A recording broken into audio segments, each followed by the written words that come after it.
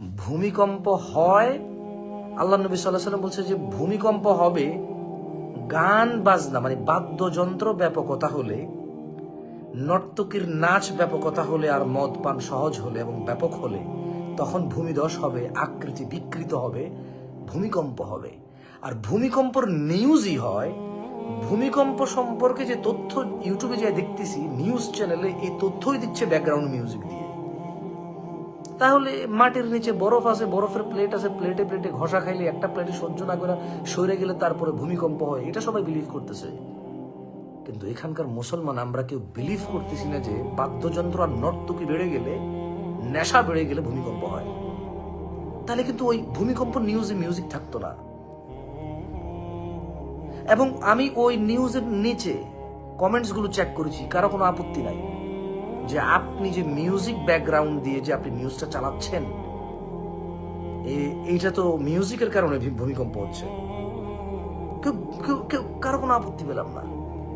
সে 2022 সালে চিটগং একটা লেকচারে বলেছি যে আপনার গান বাজনা বাজানোর কারণে ভূমিকম্প আসবে, এই 10 তলা 20 তলা বিল্ডিং টিকবে না। কিভাবে টিকবে?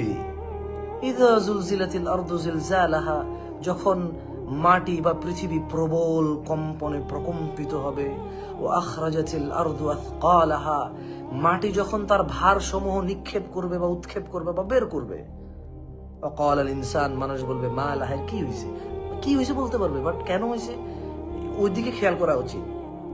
ওই কেন হয় ভূমিকম্প, এটা যদি খেয়াল না করি, তাহলে মাটি যখন সবকিছু বের করে দিবে তার ভারসমূহ, তখন বলতে হবে মা লাহা, কি হয়েছে।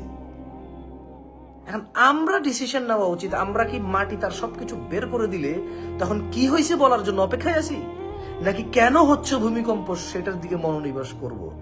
যদি আপনারা ভূমিকম্প না চান তাহলে বাদ্যযন্ত্র শুনবেন না, নর্তকীর নাচ দেখবেন না, আপনার পরিচিত কেউ, নিজের পরিবারের কাউকে নাচতে গাইতে দিবেন না, তাইলে ভূমিকম্প ইনশাআল্লাহ আসবে না। এই পৃথিবী you can make it stable.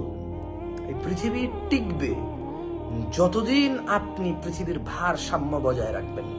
যেমন পরিবেশ ততদিন সুন্দর যতক্ষণ আপনি প্লাস্টিকের বোতল না ফালান, পলিথিন না ফালান, বাসার ডাস্টবিনের ময়লা যেখানে সেখানে না ফালায় দেন, ধোঁয়া, পেট্রোল ডিজেলের ধোঁয়া এগুলো আপনি না করেন, ততক্ষণ পরিবেশ সুন্দর। গাছপালা না কেটে ফেলেন, পশু পাখি না মেরে ফেলেন, ততক্ষণ পরিবেশ সুন্দর, ভারসাম্য থাকে পরিবেশের।